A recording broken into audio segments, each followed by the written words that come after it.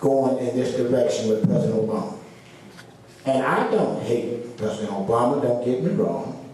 I've been accused of that. I just disagree with his ideology. It is not right for America. It is time, not only with Obama and Pelosi, who loves to take plane trip rides at your expense, if we come together and fight, we can give Pelosi a one-way ticket out of Washington back to California, and she can take her last plane trip ride out of the state.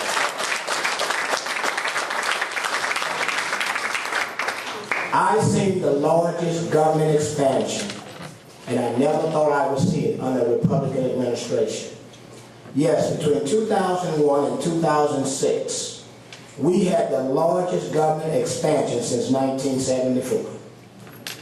Do you realize that the Republicans lifted the restriction whereby immigrants can receive social welfare? That's right.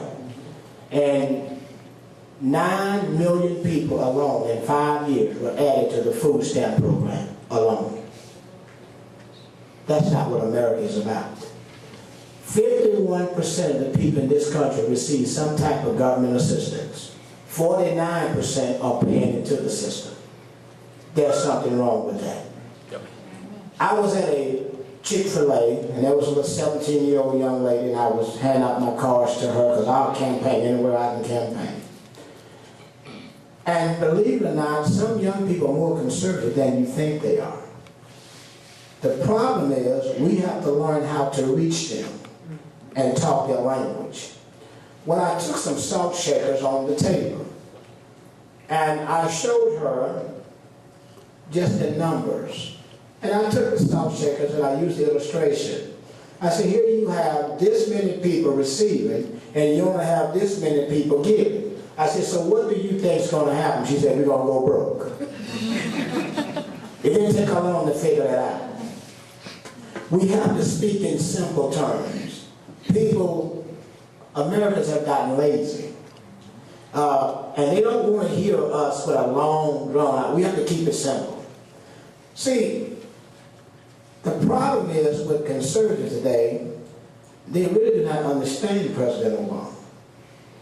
President Obama has an agenda, and this man is focused on what he's doing. And if you don't stay as focused as he is, he's going to win. He's going to win. Who would ever have thought we would have this health care pushed down our throat the way it was? It stinks. We cannot afford it. But the Republicans, again, I wrote some of my senators, and I wrote Mary Landrieu, who do not write you back. Yes.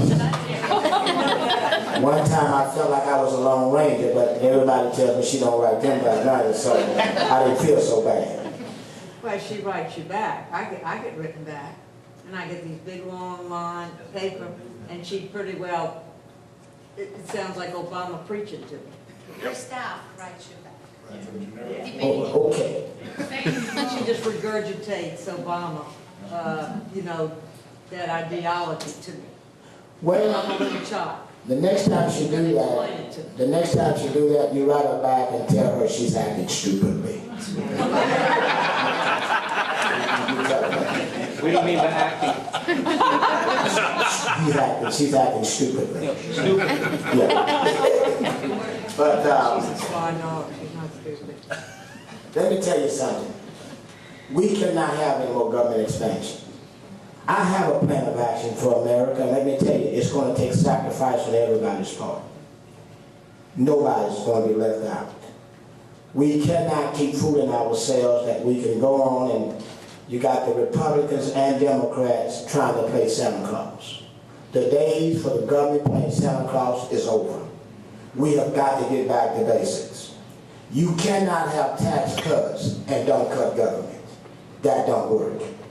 If you give tax cuts, you have to cut government. Now, President Obama, in his own words, he said this, and I hold his feet to the fire.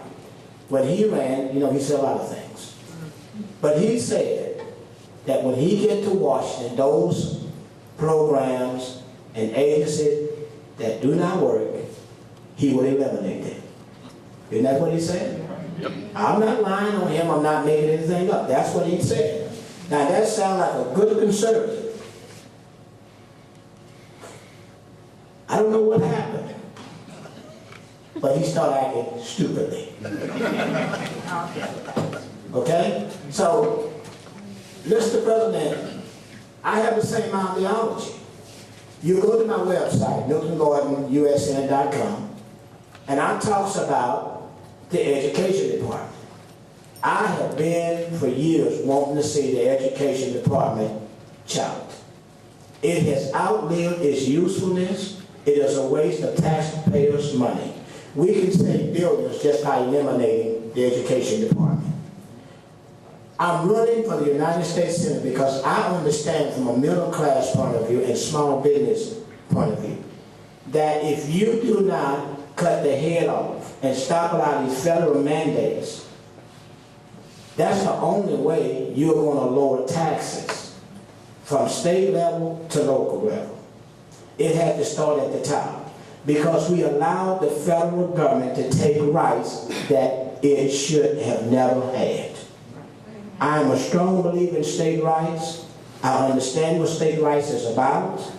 And the federal government has no business overstepping its boundaries. And it's time we speak up and we get out there and say, federal government, big brother, we are tired of you and we have had enough and we're not going to take it anymore. It's time we stand up and take back the rights that was rightfully given to us by the framing of the Constitution. When you deal with the federal government and you talk about mandates, those mandates cost money. One program does not work for all. We need to put our school system back in the hand of our local school board members. Make no doubt about that. And that's the only way you're going to break these unions up. I'm for people being treated fairly. I'm for people being paid fairly. But these unions are ruining our school. And if a teacher cannot teach, she shouldn't be in the classroom. It's time to get rid of tenure. Tenure should have never happened. You pay when someone don't go to work. Now, where in America is it we supposed to have a job and don't go to work, but yet get paid? And the sad thing about that, I was speaking before a predominant African-American group, and I said this, I said, and your children are the ones that's suffering the most. You have the worst schools. There was one right there in that exam that was not performing, and still the parents taking their children out of school or doing something about it, they let it slide. But these parents have got to get back in school. See, because everybody in our society thinks that government owes them something. That's right. There is no 40 acres in a mule. No. There is no 40 acres in a mule. It's time for Americans to be Americans. This is not about race.